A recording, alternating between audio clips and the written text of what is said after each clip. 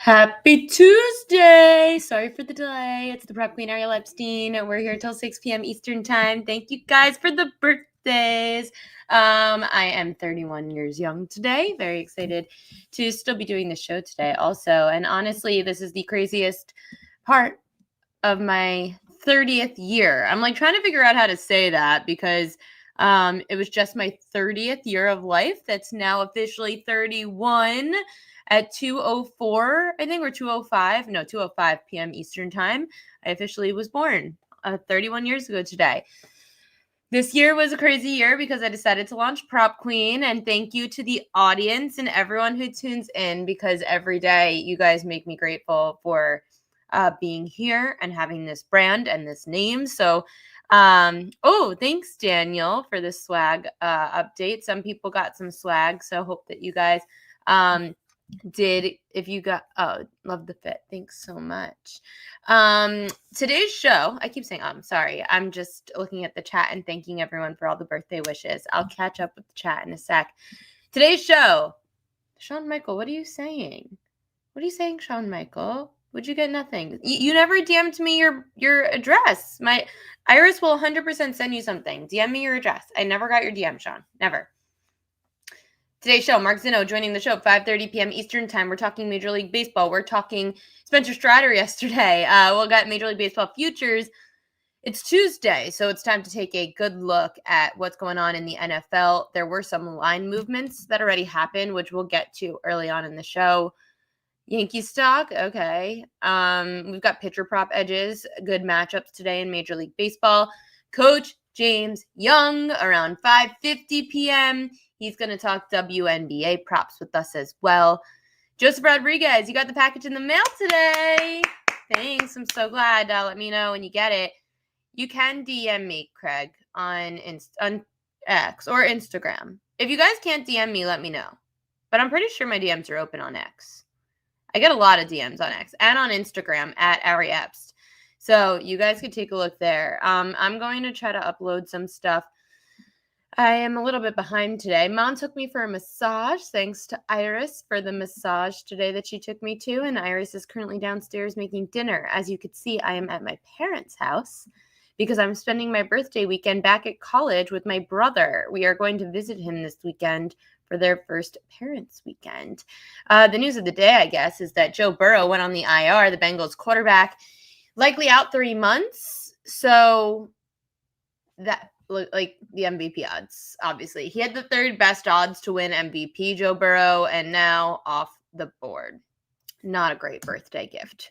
Just kidding. I don't care. It's a great birthday gift for Ravens fans, I guess. I will be there for Thanksgiving. Super pumped. Thanksgiving. It's just not the same anymore because it's not Joe Burrow. It's still going to be fun. Aaron Jones on the IR as well. He looked terrible, though.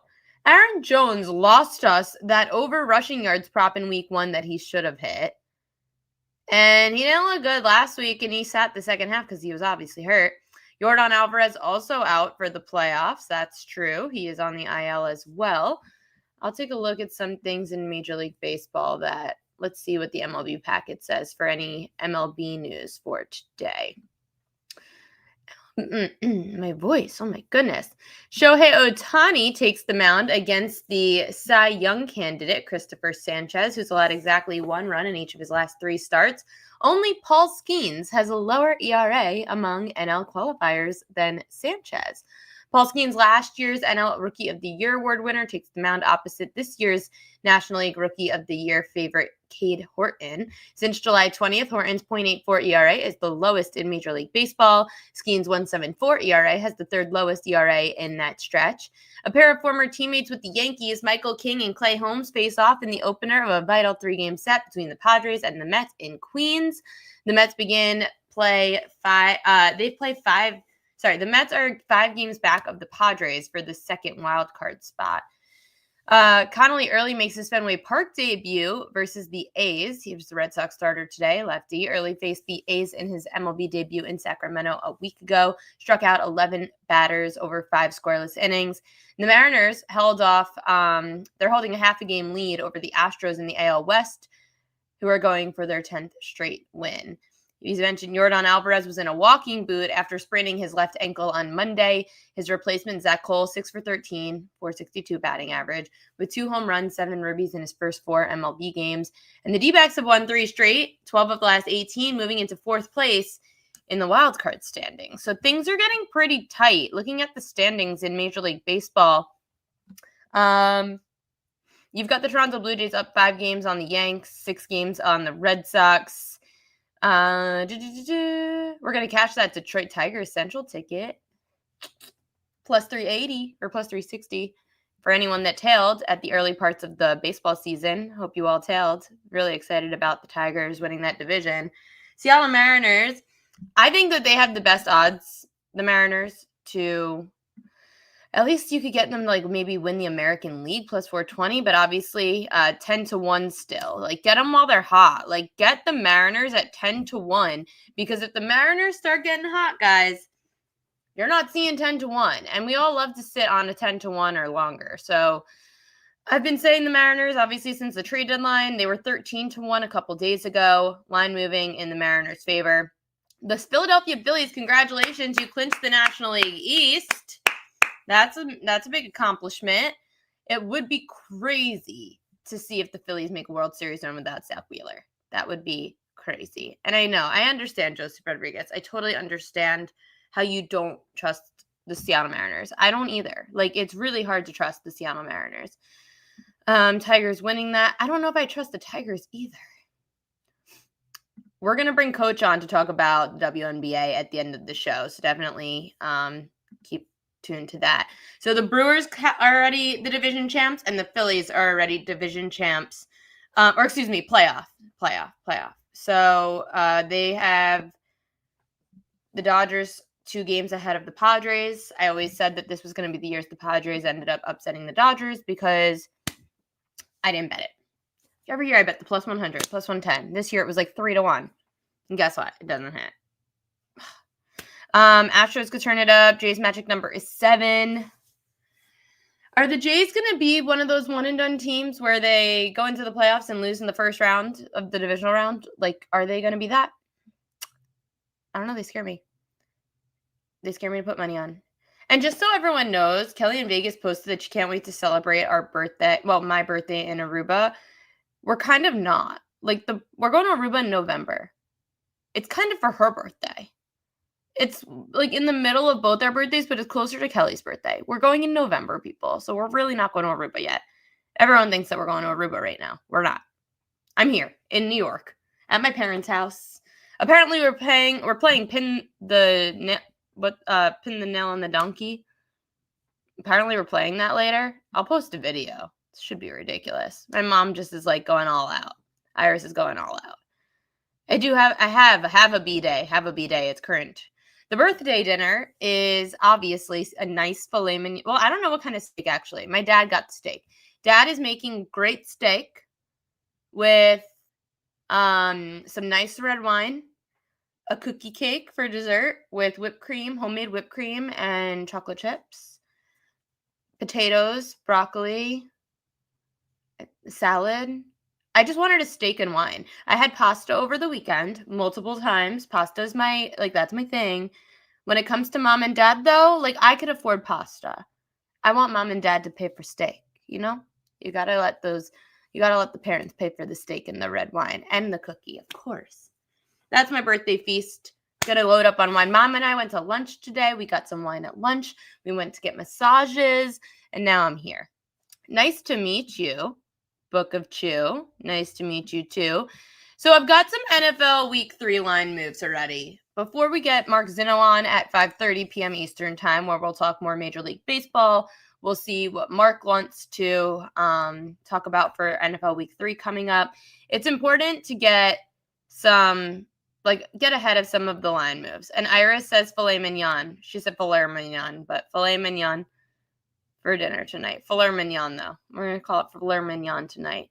I don't know. Maybe Iris had a little too much wine at lunch. I don't know.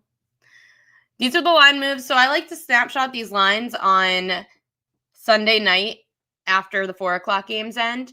And I like to see how they move early in the week. Now you guys are distracting me with filet mignon. Medium rare, by the way. Medium rare. With the dry red. I hope Dad has some good reds downstairs. Mom says we've got wine downstairs, but I hope that we've got some good reds. If not, I'm going out and I'm going to buy a nice one for myself. Milwaukee can't be trusted. Neither can Toronto. Neither. Those are the two. And Seattle, I guess. We can't trust them. Lions beating Ravens, take 6. Wait, let's talk about that in a sec. Okay, we'll talk about the Ravens-Lions game in a sec. I think you're onto something, Sean. I know Mark likes my Ravens this week. I don't, but I'll tell you that in a second. So the line moved against the Bills, and we talked about this last week.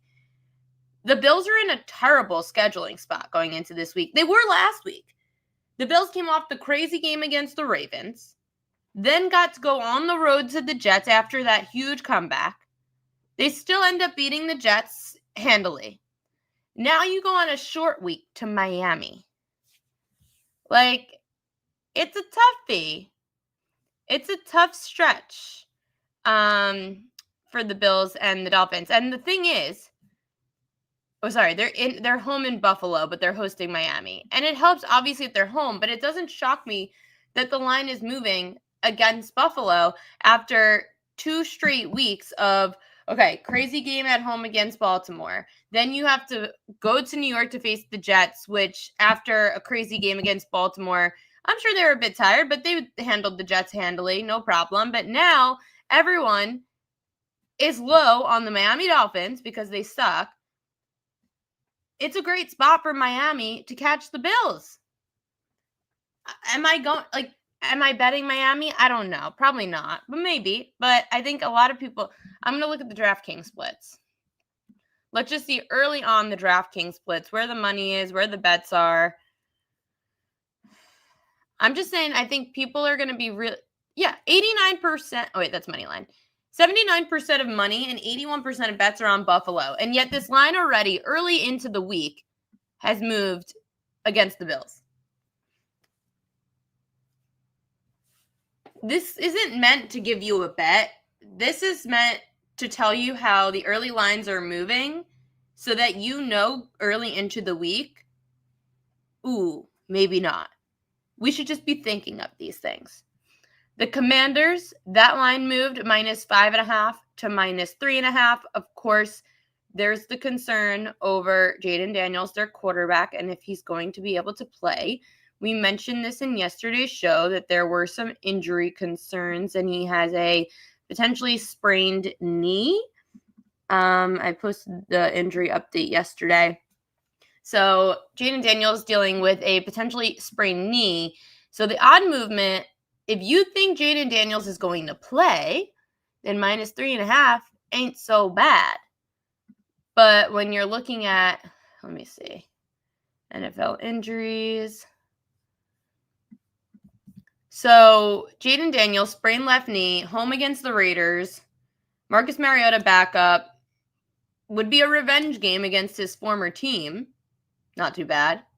Washington also lost Austin Eckler, Dietrich Wise Jr. with a quad injury, Eckler with an Achilles. I mean, under 9.5 wins for Commanders, but I am a little bit concerned. But again, the line movement is obviously a quarterback line move against the Commanders solely because of the sprained knee. The Eagles, also a very interesting one. The Eagles line moved against them -4.5 to -3.5 against the Rams. We are at the point where even mid-major Matt, I know he's an Eagles homer, he comes on the show yesterday and he goes, I'm going to overreact and say the Eagles are never losing again. You think that mid-major Matt's the only one that feels that way? The Eagles have, the spread, 58% of bets, but 77% of money is coming in on the Rams. I don't know the exact stats, but I do know that Sean McVay has good numbers on the East Coast, especially when it comes to covering spreads. The Rams D, it's not bad. And looking at you guys in the chat right now. Let's see, Eagles, how have they done? So the Eagles, they faced a terrible Dallas secondary and won 24-20. And then they went at the Chiefs and it was 2017. as much as we could say that the Cowboys, and it was week 1, but like that was week 1, Thursday Night Football. Week 1's always tough, and that was still a close divisional game. Then you go to Arrowhead, 2017. I don't know, like, and now you're home against the Rams. Line moving in favor of the Rams doesn't shock me. And then there's the Cardinals. So the Arizona Cardinals, the line flipped against them. They're at San Francisco. The line moved Arizona -1.5 to Arizona +1.5. They're on the road in San Fran. Total went up from 42.5 to 43.5. San Francisco still without their quarterback, Brock Purdy. I mean, Arizona's run D, I guess you could talk about that a little bit and how they're not as good against the run. And San Francisco's only chance of really having success is running the football with Christian McCaffrey. That game's in San Fran, so it's kind of crazy that Arizona opened up as a 1.5-point favorite. And then just one other thing of note, I thought it was pretty surprising, but I know they're the home team, but the Chicago Bears are a 1.5-point favorite home against Dallas, 4:25 p.m. Eastern time game. Dallas secondary sucks, but Chicago's not much better either. So Chicago at -1.5, just bringing it to your attention. Normally you would think that the Cowboys would be favored there. So it's a little fishy to me. And that total, 48.5, goes up to 50.5. Whew. I could see that being a shootout kind of game, for sure. That's like a big overs props game. That's a big overs game for many things. That's a good fantasy game to target, 50.5 total. But yeah, I'm just saying, I think it was a little weird that Arizona opened up as a 1.5-point favorite. That was a little weird on their own in San Fran. Okay, let's talk about the Lions. I'm going to look at the DraftKings splits right now on Lions-Ravens Monday Night Football. I have a feeling I'm not going to be happy in that game. Okay, DraftKings doesn't have the splits up yet for that one. That's annoying. Where are they? They only have Sunday Night Football. Ugh. And of course, the public is on the Chiefs. Duh. Chiefs might be like the most bet on side. The Ravens. So I saw the update about the Detroit Lions and how the Detroit Lions are going to, wait, let me pull up. I thought I made a graphic on this, but I guess I didn't. Where is it? The Detroit Lions signed former Patriots and Ravens wide receiver and quarterback Malik Cunningham to the Lions practice squad. So the Lions don't, like, if anyone, and I'm sure Shawn Michael remembers, Shawn Michael would remember that I went to the Ravens-Lions game a couple years ago when the Lions came to Baltimore and got absolutely destroyed. I think it was the most disgusting Lions performance under the Jared Goff era. The Ravens made them look silly. Everyone was talking about how the Lions were a Super Bowl contender at that point in time. That was like right when the Lions were kind of new of being the like legit team. The Ravens destroyed them in Baltimore. If this was in Detroit, of course you want to defend your own home turf. But they're going back to the turf where the Lions got dismantled by the Ravens. They are remembering that for sure. Hence Malik Cunningham there to be a spy. And this is a completely different team. That wasn't the Derrick Henry team. It's hard. If the Ravens play the way we saw them in the first half against the Bills, it is hard to stop the Ravens. And the Lions secondary is nothing to write home about in the last few years. They've gotten better. The Ravens could throw you lots of looks. The Lions, at least they've got Aiden Hutchinson back, so they're really good. Their pass rush is strong. They still have to somehow stop all these different looks that the Ravens could throw at you, like all of these different, like the Zay Flowers. Like Zay Flowers get like what? Likely being back, maybe. But do I think that taking the points with the Lions is the smart play? I know, Sean, I'm telling you, the Lions stopped the run. It's their secondary that's the problem. I do think it's a lot of points. 5.5. Like, the book clearly knows. If you think that this game is like no doubter Lions win, then why isn't it 3.5? The Lions don't look as good this year as they have in years past. The Ravens can look good, but do I think this is one of those things where if you bet the Ravens, you bet them in the first half? Yup. The Ravens are going to somehow get tired in the fourth quarter, and the Lions are going to some capacity backdoor cover, if not win outright. I don't trust the Ravens in this game. And they play the Chiefs the next week. I know they're not looking ahead to that because the Lions you don't sleep on. The Ravens still, like, you took the over in that game, Casbra. It's not bad. Not bad. There were so many stats on the Ravens from this past week against the Browns. Like, I didn't know that it's been, since like 2018 that the Ravens returned a fumble for a touchdown. There were some weird things. Worst team, in my opinion. Who's a Ravens are the same team as they were in 2023. They're definitely not worse, Sean. That is a horrible take. The Ravens are not worse than 2023. You are insane to say that. The Ravens got Derrick Henry. How could you be worse? They've gotten more weapons, and their defense is deeper. You got Roquan. Like, what? Mark, but so does John Harbaugh.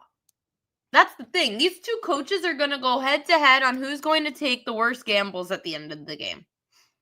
The joke's on all of us. We're going to gamble on it. Both teams strong run defenses. You can't throw the ball every down. I'm looking at 24-21. I'm not betting 1K on the Ravens. I don't trust the Ravens to cover a 5.5-point spread. I would bet the Ravens first half. Come out strong. They're at home. I just don't trust them to cover the entire, I don't trust them to cover. You know who hasn't scored yet? Rashad Bateman. I don't think he's scored yet. I have to double check that. But I don't think that I know D-Hop is balling, but everyone's going to be on D-Hop because he's been balling. Rashad Bateman hasn't scored yet. He's your underrated anytime touchdown play. He's going to have value. Lamar's been throwing to him. Lamar's been throwing to Rashad Bateman. I am waiting for Rashad Bateman to score. And in a game where Zay Flowers, Mark Andrews, D-Hop, they're going to forget about Bateman. Bateman's always dealing with an injury. He's been playing. Bateman's always dealing with an injury. He doesn't have like an injury designation on ESPN. Like, he's not questionable or anything. Yes, Aaron Jones is on the IR. We aren't talking about Aaron Jones. We are talking about the Ravens and the Lions. And these are the line moves. Like I said, these are the line moves since Sunday. You like the over in prime time? Yes. No Van Noy is huge, Sean. No Van Noy is huge for the Ravens. He led the team in sacks last year, so he is out for a while. So that is my concern. But I'm telling you, I know that our next guest coming up is very high on this game. I'm very excited to get his thoughts because I am not so high on it. I am very glad that this guest is on because I said to him when I haven't even been running the ticker. I said to him this afternoon when he wished me a happy birthday, I said, Mark, by the way, thanks for always having my back. Can you come on the show today? He says, of course. I said, thank you so much. I need someone who could talk with me because I always get nervous that I don't have enough to talk about, especially on a Tuesday. I said, I need someone who could talk with me for a while because I'm not going to have much time to plan for this show because I'm going to celebrate my birthday all day. And this guy is nice enough to come and talk with me for the next few minutes. Here he is, Mark Zinno. Hi, Zinno. Happy birthday! Thank you. I appreciate you. It's going to be 22. Oh, yeah. You know, I'm one of those only people that doesn't want to be younger. I don't mind being my age. I'm not really crazy about the number itself. Like, I don't feel old. I don't think I look But that's old, good. but I wish I had more hair, mostly. But I don't know. You're not bald. Well, I just got a really big forehead. So there's that. But nonetheless, we're doing good. Happy birthday to you. Hope you have a blast tonight. Have an amazing day. You deserve it. You've earned it. You work your tail off, and love you. So proud of you, and keep it up. So thank you, Zinno. I appreciate it. Any advice for actually entering your 30s, because now that I'm 31, I'm like in it now. Yeah. I would tell you this. The best advice I could give you is this will be the best decade you have. Enjoy the freedoms that you have, because when you move into the next stage of your life, like everything starts to change. Like I was single all the way through I didn't get married till I was 38. We know how that went. Nonetheless, so I thought by like waiting longer, it was going to work out. No, that didn't happen. You got to actually find the right person. So beyond that, let's get away from me. But that whole decade, dude, travel, continue to do what you're doing. Travel, enjoy life. Don't worry about the love life stuff. That'll fall into place. Focus on your career goals. Focus on making money.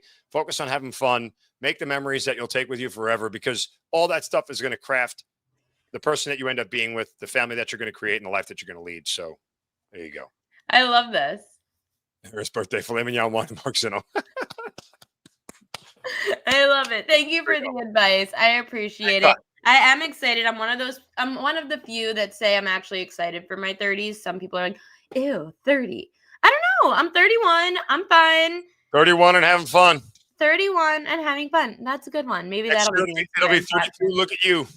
That'll be the Instagram caption. All eyes on me. I didn't give out anything yet in Major League Baseball today, so we'll talk about that.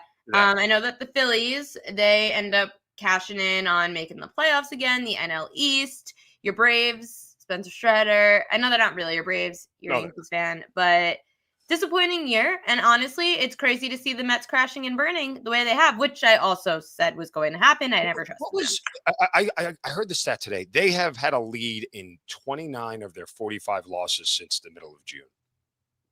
Like, I never trusted them. I don't know what the hype was outside of that they had a good year last year. Well, they added in a playoff monster, so you just kind of figured all they had to do was survive and get there, and it looked like it was all trending that way until it wasn't. They got incredible starts from, beginning of the year. Everyone was overachieving. There is no one in that rotation. Starter who got hurt, the guy from the Angels, Garrett Channing, right? Oh, you're talking about. Oh my gosh, Channing, the guy who got hurt with the leg injury. You know what I'm talking about. He was with the Angels. He was like pitching way over his head because last year in LA he was horrible. So was Sean Manaea. So was the only one. The only one that was supposed to be good was Kodai Senga, and guess what? He's not on the team anymore. Yeah, I know. That was Griffin Canning. Thank you. Not Channing. It's Griffin Canning. Thank you. Channing, whatever. Tatum. Griffin Canning. Whoever it is, Griffin Canning. Thank you, guys. You know I was talking about Channing. Yeah. Anyway, so look, Can the Phillies win a World Series without Zach Wheeler? Yes. If their bullpen holds together, they'll win the World Series. Wow. That's ultimately what it boils down to. Look, what are the two things you need the most, okay, in the playoffs? And this even goes, I think, beyond starting pitching. Like, if you're not getting, and it pains me to say this because I'm a Yankee fan, if you're not getting Arizona, Randy Johnson, and Kurt Schilling type performances from your starters, from your 1 and 2, all you have left is timely hitting in your bullpen. That solves the problem. And back then, when you were a wee little tyke and I was, drinking beer, in those playoff days, guys got quicker hooks, but quicker hooks meant like 4 1/3. Now quicker hooks are like second inning, right? Like as soon as the first sign of trouble, everybody's panties getting a wad and guys get yanked, and it's ridiculous. So there's not a manager out there in the postseason who's afraid of going bullpen game, even if it's not meant to be. They purposely stack their rosters with a long reliever who can give me 2+ innings, and bridge the gap to my leverage guys. So if the Phillies bullpen holds up, they'll win the World Series. If I had to restack the odds, forget where they are right now. If I had to restack the odds. Okay. I'll bring it up. I'll bring up the odds screen and we could talk about what we think with regards to the World Series. If the odds are right and wrong. You want to talk FanDuel? Pull them up, whichever one you like. Okay, because I think they're all relatively the same. And my point is that like the Dodgers are still going to be the favorite. They should not be. They should not be the favorite based off of what we've seen to this point. And if you're using some version of, the healthiest version of the Dodgers, then sure, I suppose that you could make them a favorite. Am I seeing it? Okay. So now there's a 60 cents difference. Remember when we did this 2 weeks ago? There was still $3 difference between the Dodgers and everybody else. Like now we're starting to see things that make a lot more sense. The Yankees being fifth is maniacally. He's crazy. not taking the Yankees, Sean. No, I'm not taking the Yankees. I wouldn't bet the Yankees with your money, Sean. I don't know why Sean thinks you're such a Yankees homer. I'm more of a hater right now than a homer.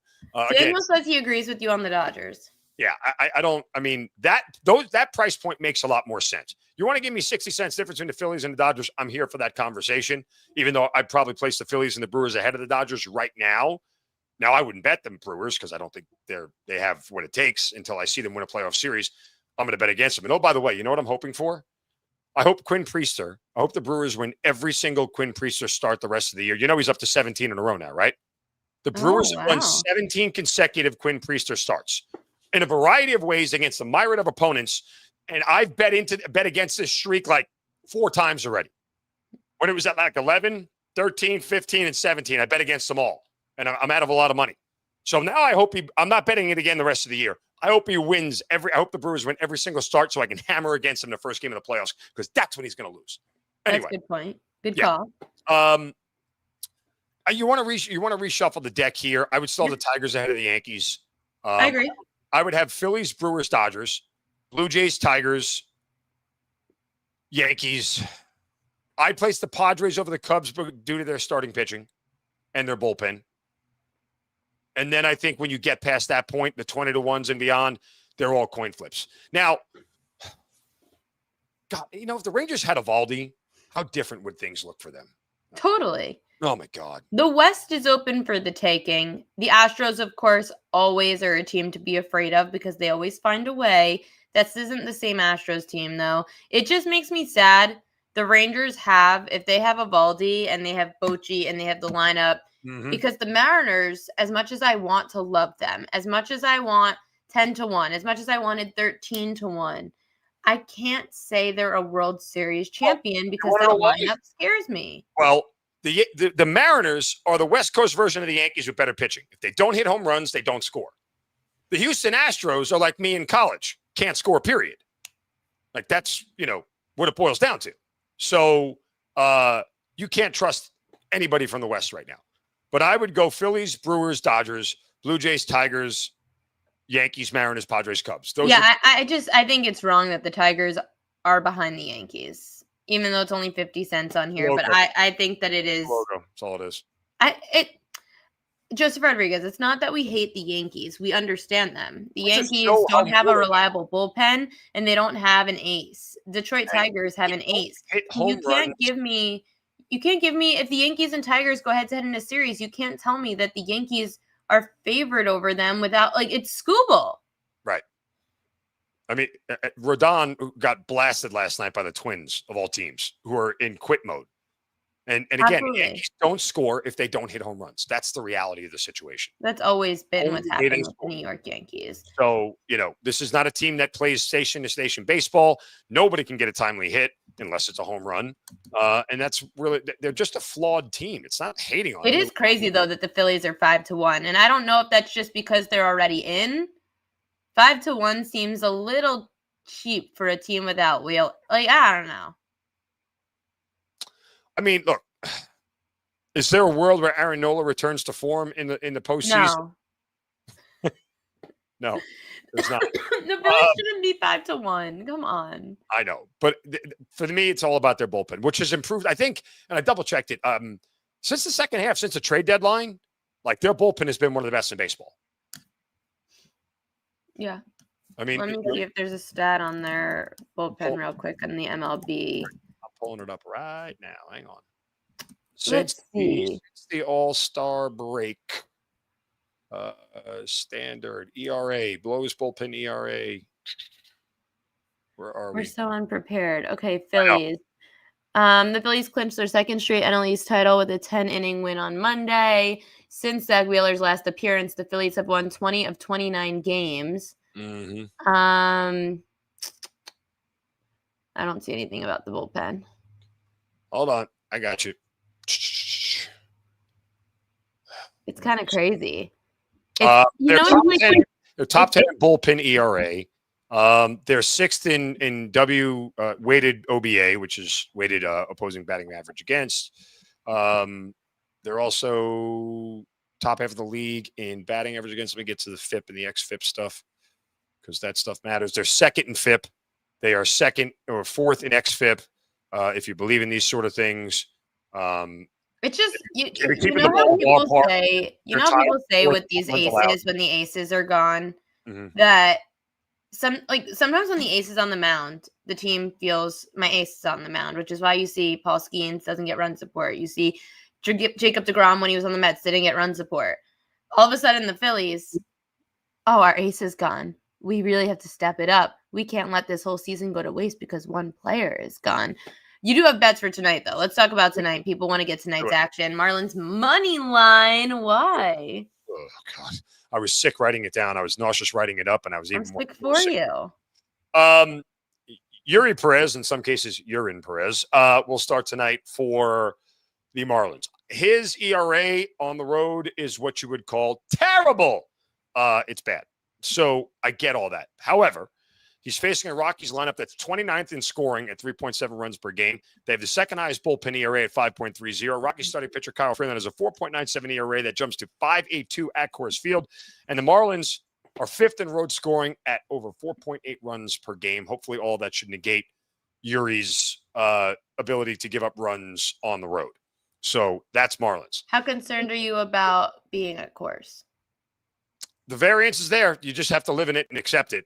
I mean, it's one of these things where a part of me wanted to take the Marlins first five, but I didn't want to leave the Rockies bullpen out of it because if they're not hitting Freeland, and I think I bet against Freeland like 2 starts ago, the guy went like 8 innings of no-hit ball, like where the hell did that come from?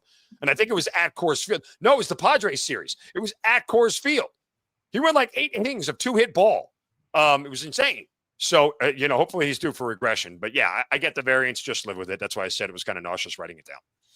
Yeah, it's a little scary. But, okay, 2 bad teams. Someone's got to win. Yankees first 5. The Yankees are in Minnesota. Yep. And they looked terrible last night. Obviously, Cam Schlittler on the mound today going up against Zebby Matthews from Minnesota. Yep. How come first 5? You love Schlittler? Schlittler's got a 1.99 ERA on the road this year. Opponents are batting a $1.90 against him, so he's been much better on the road than he has at home. Zebby Matthews' ERA is over 6, and his name is Zebby. So that's reason enough for me to bet against him. Anybody who names their kid Zebby, we're not going to be. He also had a pretty good outing his last time against the Yanks, which is why I didn't go with his over 4.5 Ks. The last time that he faced the Yankees, he ended up, where was it? Last time he faced the Yankees, he had 9 strikeouts, August 11th. I don't like when you face a team within like a month of each other and you already had a great outing. The juice is on the under of his Ks. He did just see the Yankees last week. Yankees looked terrible yesterday. I feel like they got to regress to the mean at some point. I don't know if you feel this way about baseball because I certainly do. Because you do it every day, right? You really have to look at 162 game sample size and sort of just recognize that in a binary option, right? We're just kind of flipping coins here, like heads, tails, win, loss, more off. Like I understand it's not that simple, but it's like whenever a team gets shut out, there's a reason to play on them the next night because the chances of them getting shut out in back-to-back games is especially when you're as good as the Yankees. The same way, though, in baseball, there are those situational spots. The Yankees came off of the series against the Red Sox, then had to go after Sunday Night Baseball to go and face the Minnesota Twins in Minnesota. And it was such an easy spot to back the Twins. Yes. And then you look at the next day. And I had the over 4.5 Ks on Simeon Woods Richardson yesterday because I'm like, I'm talking about yesterday. It was an easy spot to get SWR over Ks against a team coming off Sunday Night Baseball against their rivals. Like yesterday was just an obvious Yankees letdown spot. Nonetheless, a spot for them to strike out a lot. Mm-hmm. Yankees in desperation mode, Sean Michael says. Okay, Yankees first 5. I agree. You can't trust the bullpen. Schlittler has looked great, and Zebby Matthews just looked great against the Yankees last month at Yankee Stadium. Now that the Yankees lineup just saw him, it kind of benefits the Yankees there. Reds, you like them on the money line today. They're on the road at St. Louis. I absolutely love this pitching matchup. Andrew Abbott, the lefty, up against the Cards righty, Michael McGreevy. How come the Reds win this one? Because Michael McGreevy, the little Irishman, his ERA is quite high at home. Over 6, they say. Yeah, it's really bad. So McGreevy gets banged around at home a lot. Andrew Abbott really doesn't get hit around anywhere. Cincinnati, St. Louis, Mars, doesn't matter. He's good. The problem, the only fear here is that the red said sack lineup, just won't score. Like I stared at the screen for like 2 minutes and go, first 5 under, Reds money line. First 5 under, Reds money line. First 5 under, Reds money line. And I'm just like, just trust the numbers. And the numbers say McGreevy is going to give up a bunch of runs at home. And hopefully that's the case. That's really kind of what I'm banking on here. I'm well aware that the Reds can only score 2 runs tonight and lose this thing 3-2. But that's kind of the direction I went in. So I will trust that the Reds, who are still involved in this thing, right? They're only 2 games. That's the other part. We're in the final week. This is a team with a sense of urgency. So I wanted to add that into my handicap, that they have something to play for. 2 games out for the last wild card spot. I don't think they're quitting. Jose Perez is sales K is not a good bet. So I actually looked at this, and then you could give your thoughts on the Braves, Mark. So Chris Sale, 8.5, huge number. Over is -136. When Sale has gone up against a team that has a high strikeout rate, he has only gone over 8.5 strikeouts 3 of those 9 times. Last year, he had 10-4 against Washington. Lefties averaging close to 6 strikeouts a game against the Nats, which is very high. If you would like to take a chance on an 8.5, fine. But Chris Sale's on the road, and I normally just don't like taking road overs on high numbers for aces. I would back a home one. And I'll tell you something else in that game. Mackenzie Gore's number is only 5.5. That is a very low number for Mackenzie Gore against a team like Atlanta that strikes out a lot against lefties, but only 4 of the last 10 lefties have gone over 5.5 strikeouts, or over, only 4 of the last 10 pitchers have gone over 5.5 strikeouts against Atlanta. So definitely something to keep in mind with Mackenzie Gore's number being very low. I will add, just not to sort of, but Washington does have the 3rd highest strikeout rate at home since the beginning of August, if that matters. For sure. And I'm saying, if you want to back Chris Sale over tonight, I don't think it's a bad bet. You have to know that even against the most strikeout prone lineups in baseball, he's only gone over it 3 of 9 times. Yeah, and when you get to a number like 7.5, this is 8.5. That's what I'm saying. When you get to anything, for me, 5.5 is kind of like my cap on strikeout props. Because here's the other part you're going up against with a number like that. Like, they're not going to overwork him. At least I would think they're not going to overwork him. So if for whatever reason his pitch count gets high and we're in the 5th inning, he's not going. You're asking him to get 8 out of 15 outs that are strikeouts, right? Through 5. Like, if it doesn't happen by the 5th inning, if you're not at 6 by the 5th inning, that means he's not cruising along, or he's just not striking. There's just way too much to. If I had to take an over in that game for 2 strikeout prone teams against lefties, I would take Sale over Gore. Gore has gone over 5.5 strikeouts in 11 of 14 games this year against high K rate teams. So why is this number 5.5? It doesn't make sense, except that Atlanta hasn't been striking out as much recently. So just be aware of the Mackenzie Gore K prop. I say that's a fishy line. But I don't mind the Chris Sale play at all. In NFL, Mark, by the way, I know it's only Tuesday. I already went through some of the lines. I'll show you these. You don't have to pick them, though. But these are some of the lines that I saw move in interesting directions. Of course, the Commanders is injury. Jaden Daniels, the sprained left knee. We'll see if he plays. Yep. These are the other 3, though, that moved in mysterious ways. What else, if not any of these, caught your eye early in the week? Well, I would like to dip a toe into your world here. Oh, boy. I know which direction you're going. What's all right? Go ahead. I'd like to see if you. In my world? Like in my Ravens world? No, in the prop world. Sorry. Oh, okay. In the prop world. We'll take it. On the Thursday night game. Do yourself a favor and go check Tyreek Hill's stats against Buffalo his entire career. They shut him down like nobody. If you look, I don't even know what his receiving prop is, but I had it circled. They did it last year in this same Thursday night spot. I think he only had like 20 receiving yards. Buffalo's defense is swarming, and 56.5. What is 56? I'd still play that. 66. Under. Tyreek Hill versus the Bills in his career. I'll pull this up because they do this every single year.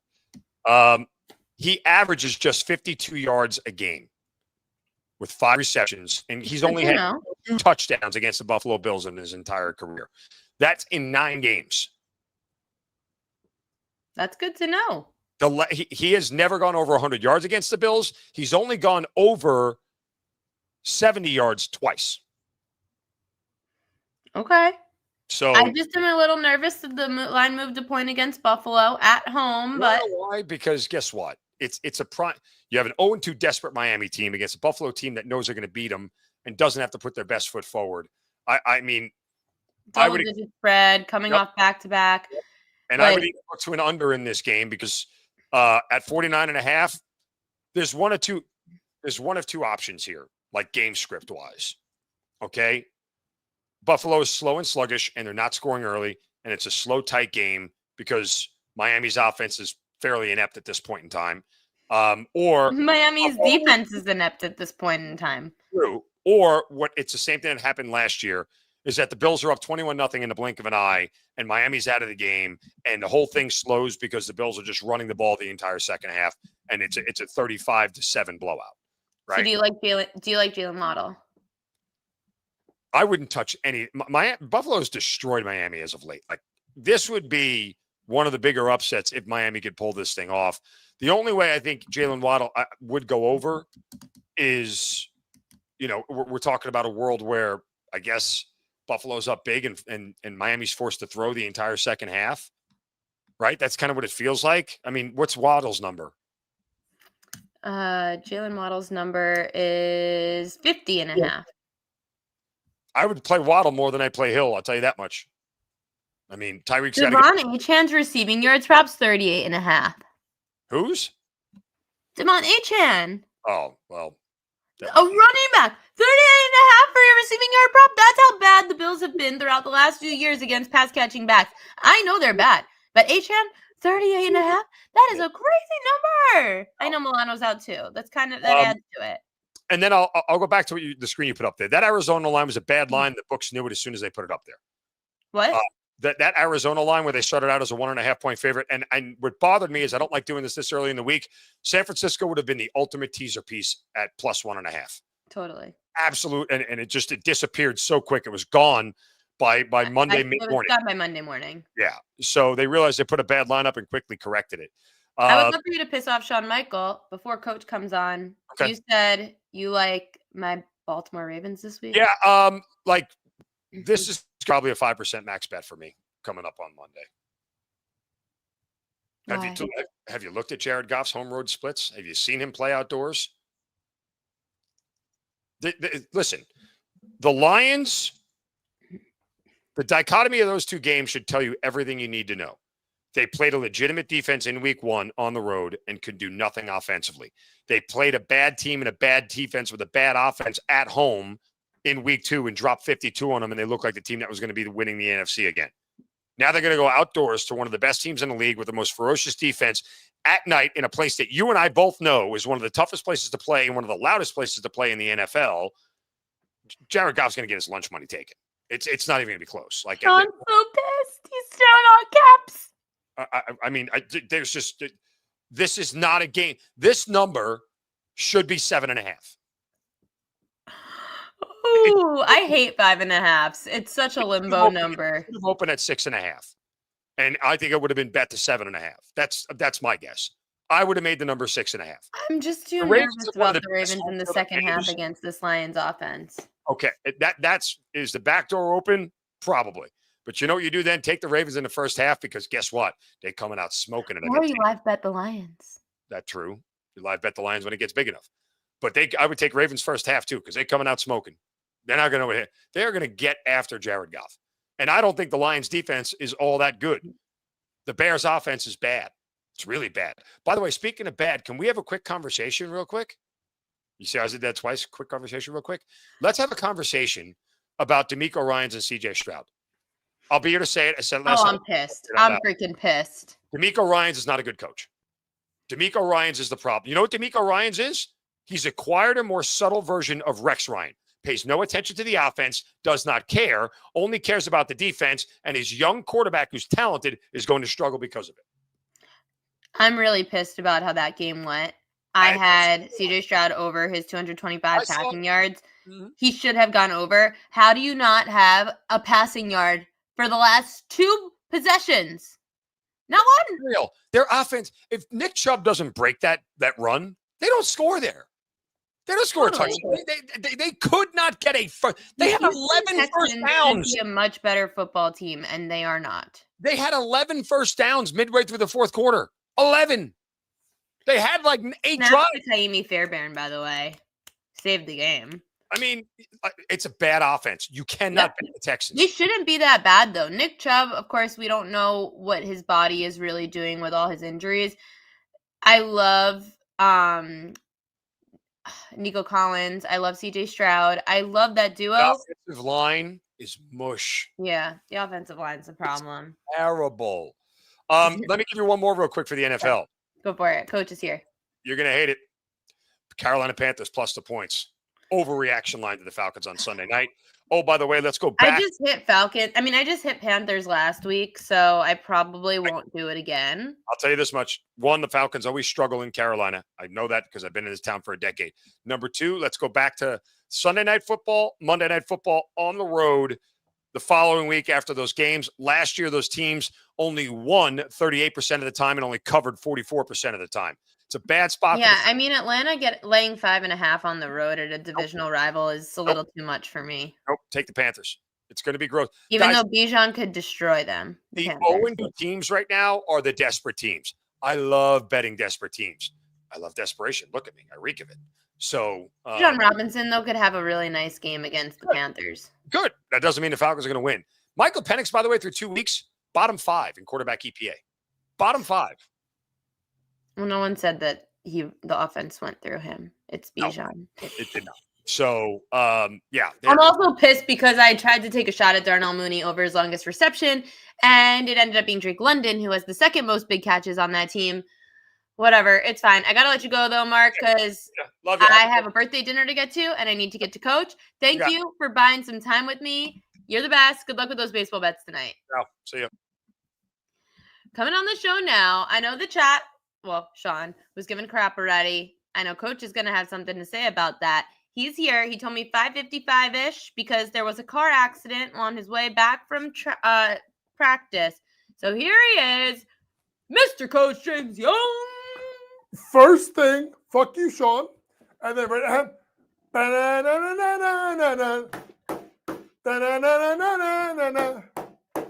I don't know the rest of it, but I think it's they say it's your birthday.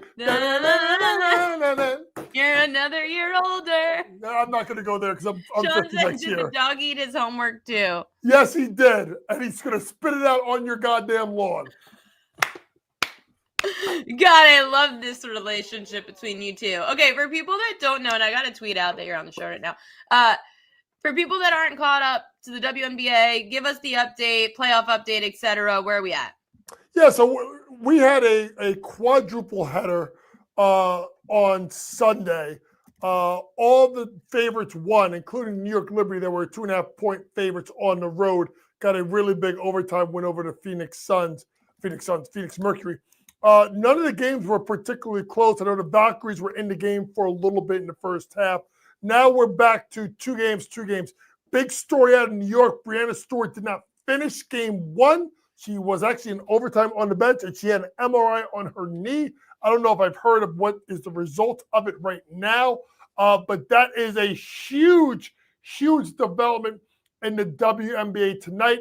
2 teams, both of the teams at home, are trying to stave off elimination, 3-game series. So obviously game number 1 will be Indiana versus Atlanta, which would be an interesting matchup because, Ariel, that game was a good game for 3 quarters until the Atlanta Dream pulled away in the 4th.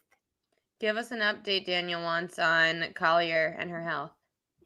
Well, listen, it's amazing how these 2 players who are such vital parts of their team, how they just have not looked particularly well. I said about Brianna Stewart, but I do want to say this. Her imaging came back clean, meaning there's no tears. It's all about, management at this point. I'm waiting to see tomorrow what we get in regards to Nafisha Collier. I think if you're Cheryl Reeve, you got to play the long game with these, just like I'm sure Shayna Bordillo is. So you want to try and try and just get through round one. They should be able to do so versus the Valkyries, which obviously is a great story. One side note, Natalie Lacasse, the head coach, who should be WNBA Coach of the Year, had some interesting comments to make after the game because she thought that they got absolutely no calls and no respect. So we'll see what happened with that. Joseph Rodriguez says he likes Wilson for 25, Young for 15, Ija Wilson for 30 plus, Jamie 34, Howard 15. Any of those names pop out to you? Yeah, I mean, I'm looking at a couple of things, particularly. Yeah, where's the Jets picks? No, all right. You know what? Let's just go in order of how it's on there. Fever plus 4.5. The Fever were in this game, and I'm sure Sean's going to love this. I got a feeling if there's a series that's going to go 3, it's this one. The Fever shoot the ball really well at home. I think they're going to try and be high octane offensively. I think the Fever is going to cover the points. I would not be shocked if they win the game outright. Aces Storm, it was 102-77. The Aces offensively, that's why I think, who was it? Joe Rodriguez that said it. Their offense right now in Vegas is fucking a nightmare to deal with. Asia's being Asia. Chelsea Gray, a point guard. I just want to go over 5.5 assists with her tonight. I just think that you have a problem stopping them. So I think this game may be up in pace. It was 102-77, so that's 179 points in a blowout. Even if I get a little bit of regression out of, Vegas, you're still looking at what, 85 points out of them? So as long as, Seattle kind of carries their weight, I like them to go over 161.5. And obviously, folks, this is from when I sent this to Ariel a couple hours ago. So do shop around because obviously lines do move all the time. Alicia Gray, she was not the most improved player. That I agree that should go to Veronica Burton. Shout out to her. What a great year. It's got to remember, Veronica Burton was cut last year in the WNBA.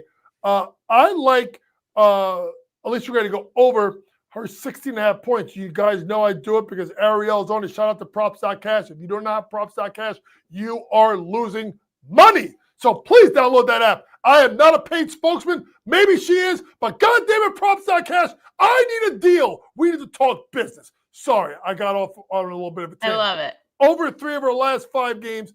This game is going to be about points. I told you that I think Indiana's going to try and outscore them and outgun them. That's why I like Alicia Gray, who should have been in the top 3 for most improved, for over 69 points. I know you can look at Ryan Howard. I'm going to go with Gray. Lastly, Chelsea Gray, point guard, not related, different, same name.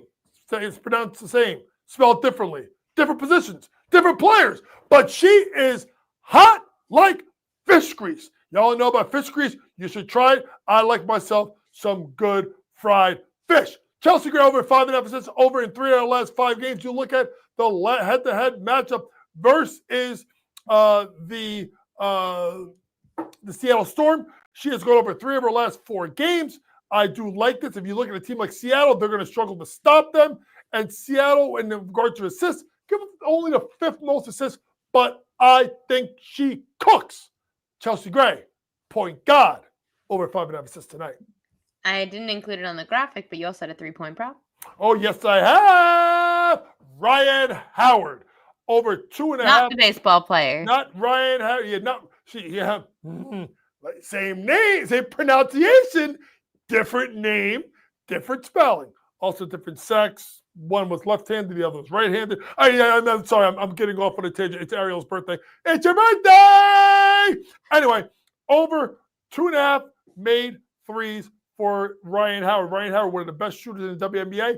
A team like Indiana struggles to defend the 3-point line, and you kind of dig in deeper and look at this. The last 2 games, 3 and 4 made threes over in, I think, 6 of our last 7 games overall. And the last time that she actually played a contest versus the Indian Fever, she's gone over not 1, not 2, not 3, not 4, not 5, not 6, but 7 straight times. It's going to be a track meet. It's going to run. Kelsey Mitchell's going to try and score. One scores off the bounce and release Gray. The other is the shooter, Ryan Howard, over 2.5 made threes. Before I let you go, Shawn Michael, coach's reaction to the report Stephanie White would only talk to Caitlin Clark occasionally on a conference call with coaches, would not text, call, FaceTime her. Well, listen, I want to. Sometimes people think I get on Caitlin Clark. I love Caitlin Clark, and I actually got to do a really good betting above the rim podcast with she is dating Fran McCaffrey's daughter. I think they're maybe engaged. I think it's Patrick McCarthy. Everybody's talking about Angel Reese. Are we sure there's not something going on with Caitlin Clark? Like, are we really sure? And listen, at the end of the day, Caitlin Clark is a mogul. She is big time. But I look at Caitlin Clark and I look at someone like Giannis. What would Giannis be marketability-wise if they were in a major media market? I'm not saying there's a conspiracy, but I'm going to say probably the wildest thing I've ever said in this podcast. There was a picture right before the All-Star game. Do you remember the picture? Do you know the picture I'm talking about?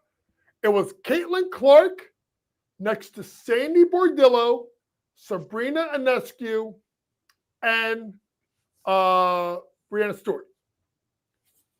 I'm not saying that there's a chance, but if you ever want to blow the fucking lid off the league, put her in New York, put her in LA, put her in a major media market. I wonder if there's trouble coming out of Indiana. It just was weird, the whole dynamic of the injury down the stretch. And all of that does, Sean, is tell me, if you're not talking to your star player, the face of the league, there could be problems that maybe we don't know about. I agree with you, Coach. Whenever there's smoke, there's fire. And you bring both every time you come on the show. Goddamn Smokey the motherfucking bandit! I said it. Happy birthday. We love you. Coach, we even went long on my birthday when I could be drinking wine right now, but I waited for you because you're the only one that I would wait for outside of maybe a few others. All right, so here's what I'm going to do, guys. You're going to think I'm absolutely nuts what I'm about to do. Ariel, I want you, I don't know how many of your girlfriends, you fucking roll deep, so I ain't paying for all you motherfuckers for a drink. But I want to send you something, a little bit, maybe a couple of bucks to buy you a drink on your birthday, or I may have to send some bottle of wine in your direction. We love you. You have been so, for people to notice, I think the second day I was on Sports Grid in 2021, I went on with Ariel. I think it was you and Ben. Mm-hmm. I think I did Aaron K. Dolden and Kevin Walsh first, and I did you the next day. Ariel has been nothing but a little sister / mentor in a way, even though I'm like fucking twice her age. But we love you. Keep killing it. You're one of the best in the business. If you're not watching this fucking Prop Queen podcast, you're missing out. Go to props.cash. Pikkit, not Kenny Pickett. Different Pickett. Different spelling. It sounds the same. It's not spelled the same. That's the motto. That's where we're going. All right. We love you. Have a great dinner. Love you, Coach. Thanks for coming on. I've got to get to my pitcher props, and then we are outie. I got to get some wine. Pitcher props for tonight. Coach is the best. And to him and Mark Zinno, thank you for all the kind words today. It really means the world, especially after this crazy, crazy year. So starting with Cade Horton, over 4.5 strikeouts. The Cubs are at the Pirates. Horton's gotten over 4.5 Ks in 4 of 7 games against high strikeout rate teams. 2 of those 3 were on the road, so I'm not worried he's on the road. Righties are averaging 5 strikeouts a start against Detroit, with 60% of the last 20 going over their strikeout prop. Rays righty Ryan Pepiot, under 4.5 Ks. It's heavily juiced, but as Mark knows about his Toronto Blue Jays, they don't strike out. And Pepiot last pitch on September 4th, He was scratched because he had a little bit of fatigue. Well, Pepiot's thrown 163 innings this season. That is 30 more innings than last year, which was already his career high. Pepiot is likely going to be capped around 5 innings for the 4th straight outing. He faced the Jays twice this year, went over 4.5 Ks in both, yet he went 6 and 7 innings in those outings. He ain't going that deep this time, and the Jays only average 4 strikeouts a game against righties. Under on the pitch count, under 4.5 Ks because of the pitch count. That's my royal lock. Caden Dana, under 14.5 outs. Angels at Brewers. The Angels righty has gone under 14.5 outs in 3 of 4 starts this season and 5 of 7 through his last couple of years. Only 29% of righties have gone over their outs prop against Milwaukee in the last 20 games. Dana has only faced Cleveland, Miami, Kansas City, and Minnesota this year. The Brewers are way better than any of those lineups. The Angels bullpen's also rested after the day off yesterday. So, Caden Dana, under 14.5 outs. Best bet of the day is Ryan Pepiot, under 4.5 strikeouts, getting those Toronto Blue Jays a third time's a charm. He ain't going over this time. Appreciate Mark Zinno, appreciate Coach James Young, appreciate all 3,000 of you watching this show right now. I appreciate the love and the birthday wishes in the group chat. I am nowhere without you guys. This year has been kind of crazy. Turning 30 last year, I didn't expect to start a business. I didn't expect to get a puppy. I didn't expect so much of this. It's a grind. And I hope 31, the grind pays off. So here's the 31 and the grind paying off. Be back tomorrow, 5 p.m. Eastern time here on the Prop Queen Pod. Good luck to those bets tonight. Thank you to Pikkit for sponsoring the show. Props.cash, you can still sign up and get 50% off the first month of football season. A month after you sign up, you get 50% off, $9 a month to sign up for Props.cash using promo code PropQueen. And you could be eligible to win a free jersey if you're choosing. I'm choosing the winner on September 23rd. See you guys tomorrow here on the Prop Queen Pod.